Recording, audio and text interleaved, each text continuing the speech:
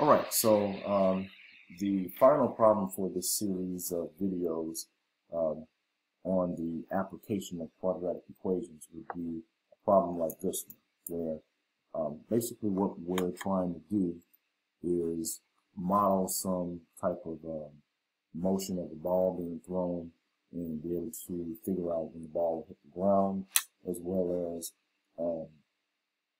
after how many seconds would the ball pass the top of the building on its way down. So we'll answer part A first. For this, we understand that if we have some ball being thrown, and I'll just draw a little picture here. We have some ball being thrown and sort of models this function here. This is going to be a parabola that's turning down. So, of course, if we throw a ball, it starts like this and then come down like that. And so, first thing we're trying to figure out is when will the ball hit the ground. Okay. Now, notice that if we throw the ball, if we got a person here, we're going to be throwing it at some certain height to start off with. So, any time that is back over here, we're not going to consider. So if we end up with negative values in our solution for this first part, it's not going to make any sense. So the person throws the ball, kind of goes like this, and splatter hits the ground.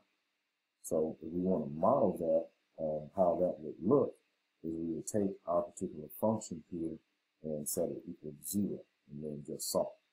So we'll go ahead and clear out some room and do that right quick. So here we have 92 plus 16t minus 16t squared, and I'm just going to rewrite that in descending order to make life easier for us. Now here we notice that, well, we can notice here that each term has a factor of 16. So what I'm going to do is factor out a negative 16 out of each. And if I do that, I'll end up with t squared minus 4t minus 12. Because 16 times 12 is 192, and 16 times 4 is 64. If we divide both sides by 16, by negative 16 now rather, then we'll end up with 0 here and just t squared minus 4t minus 12. Okay? And then from that point, we could factor. You know that since we have minus, minus, we got plus here, minus there. Gotta have t. And then the factors of 12 that have a difference of 4 would be 6 and 2. So 6 will go by the negative sign, since we need that to be negative, 2 will go there. Now from that, we know that either one of these should be equal to 0 from the zero product property. And so we subtract 2 from both sides, we have that. If we add 6 to both sides, we have that. Now, this particular solution we would throw out because it doesn't make any sense to have negative time.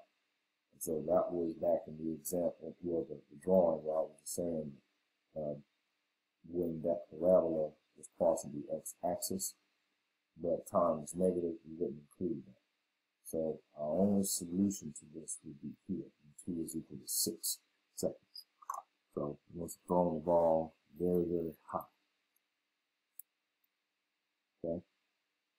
And so for the second part of this, we know that we have a ball that's thrown upward from a building that's 192 feet tall. So I'm going to go ahead and sketch a graph of that, see how that looks, and then we'll see how to solve that second portion. All right, so to get sort of a picture of what's going on with the second part of this problem, we see that we have a person and they're throwing a ball, and they're standing on top of a building that's 192 feet high. And so, of course, if they're throwing it up, and if it has a parabolic type motion, at some point the ball is going to start to fall down. So, got the person here that throw the ball, it reaches some maximum height, and then it starts to go down. And at some point, since they threw it up first, it's going to fall down and get to the 192 feet mark above the ground. And so what we want to know is when the ball gets to that point, exactly what time is it, okay? And so if we're going to do that, what we would need to do is to take our function s of t, and we would set that equal to 192. And so what that would end up looking like is minus 16t squared plus 64t plus 192, and that would equal 192. Okay. Now, if you notice, if we went ahead and subtracted 192 from both sides here, then what we end up with is minus 16t squared plus 64t, and that's just equal to 0. And so you find that we actually have a more simple equation to solve here. So what we'll go ahead and do is pull out some more room so that we can go ahead and finish solving this, and then we'll get to our answers. Alright, so now that we've cleared this out, we'll go ahead and finish up solving this. So we see here again, 16 and 64 both have a common factor of 16. So I'm going to factor out a negative 16 here, which leaves me t squared in this first term. But I'll have a minus 4 second term, 16t rather. Yeah, let me go ahead and get rid of that. Yeah, so I have a common factor of 16t because both terms have a t in it. So go ahead and start that over. So it's minus 16t, and that'll leave me with t first term, and it'll leave me with a minus 4 second. And so just like how we did last time, we divide both sides by negative 16, and we'll just get t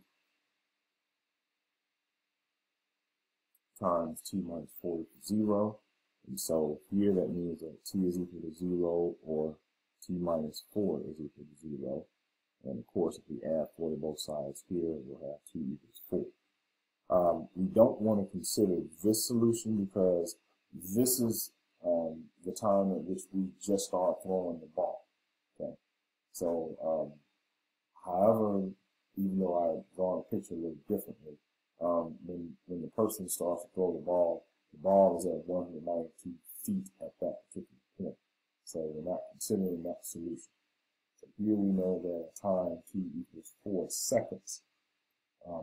That is the time after the person throws the ball that the ball reaches 192 feet again.